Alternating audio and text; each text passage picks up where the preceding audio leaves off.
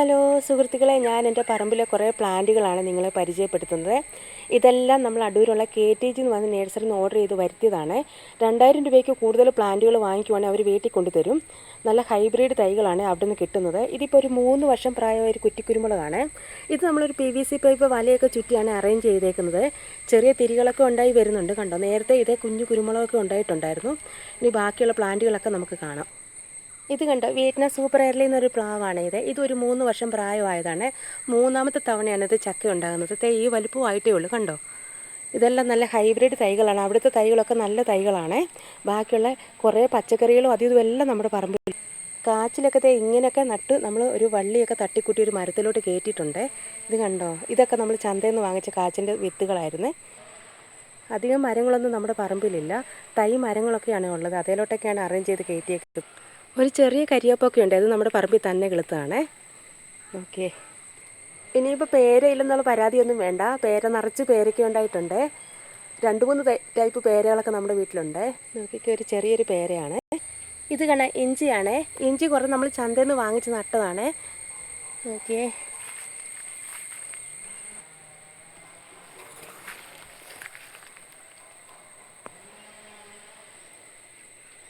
ഇഞ്ചി മാത്രമേ ഉള്ളെന്ന് വെച്ച് വിഷമിക്കണ്ട. നിറയെ പച്ചമുളകുണ്ട്, കണ്ടോ. നല്ല തൈകളാണേ, അതുകൊണ്ട് നിറയെ കായകളുണ്ടായിട്ടുണ്ട്. നോക്കിയേ, പച്ചമുളകൊന്നും നമ്മൾ കടയിൽ നിന്ന് വാങ്ങിക്കാറില്ല. കണ്ടോ, നിറയെ തൈകളുണ്ട്. നിറയെ പച്ചമുളകും പിടിച്ചിട്ടുണ്ട്. ഇനി ഏത്തവാഴ ഇല്ലെന്നുള്ള പരാതിയൊന്നും വേണ്ട, ഏത്തവാഴ നട്ടിട്ട്.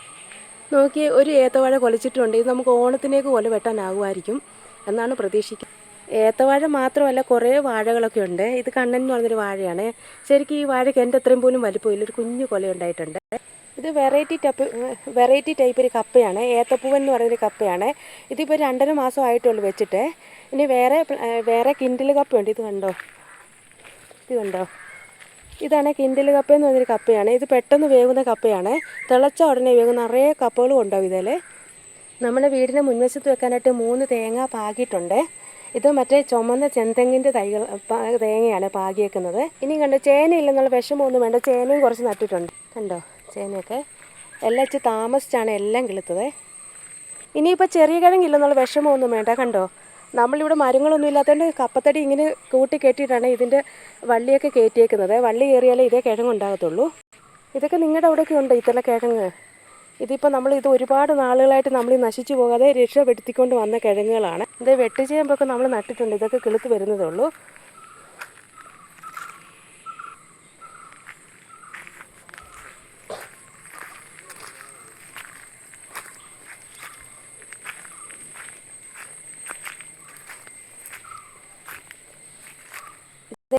ഇത് കണ്ട കണ്ണൻചേമ്പാണ്. ഇനി കണ്ണൻചേമ്പ് ഇല്ലെന്നുള്ള പരാതിയൊന്നും വേണ്ട. നമ്മൾ കുറേ കണ്ണൻചേമ്പും വെച്ച് പിടിപ്പിച്ചിട്ടുണ്ട്. ഇതൊക്കെ കിളുത്ത് വരുന്നതേ ഉള്ളൂ. കണ്ടോ, മഞ്ഞൾ കൃഷി ഉണ്ടെന്ന് ഞാൻ പറഞ്ഞില്ലായിരുന്നു. ഇത് സൈഡിലായിട്ട് കുറേ മഞ്ഞൾ നട്ടിട്ടുണ്ട്. ഓക്കെ, ഇനിയിപ്പോൾ വഴുതനങ്ങ ഇല്ലെന്നുള്ള പരാതിയൊന്നും വേണ്ട. അതേ നിറയെ വഴുതനങ്ങ ഉണ്ടായിട്ടുണ്ട്, കണ്ടോ. നിറയെ വഴുതനങ്ങ ഉണ്ടായിട്ടുണ്ട്, കണ്ടോ. പച്ചമുളകൊക്കെ അപ്പം നിങ്ങളോർക്കും ചീരയില്ലെന്ന്. ചീരയുണ്ട്, കണ്ടോ. ഇതിപ്പോൾ ഒരു പുഴുക്കുത്ത് പോലെ വരുന്നുണ്ട്. പൂത്ത് പോയി ഇച്ചിരി ചീര. കുറച്ചൊക്കെ നമ്മൾ ആദ്യമേ പറിച്ചിരുന്നു. നല്ല ചുമന്ന ചീര. ഇത് കണ്ടോ. ഏറ്റവും പ്രധാന കാര്യം നമ്മൾ ഈ പറമ്പൊക്കെ വൃത്തിയായിട്ട് സൂക്ഷിക്കുക എന്നുള്ളത്. എല്ലാം വെച്ചാൽ നന്നായിട്ട് ഉണ്ടാകും, പക്ഷേങ്കിൽ നമ്മൾ നന്നായിട്ട് പരിപാലിക്കണം. എപ്പോഴും പറമ്പ് വൃത്തിയായി കിടക്കണം, കണ്ടോ.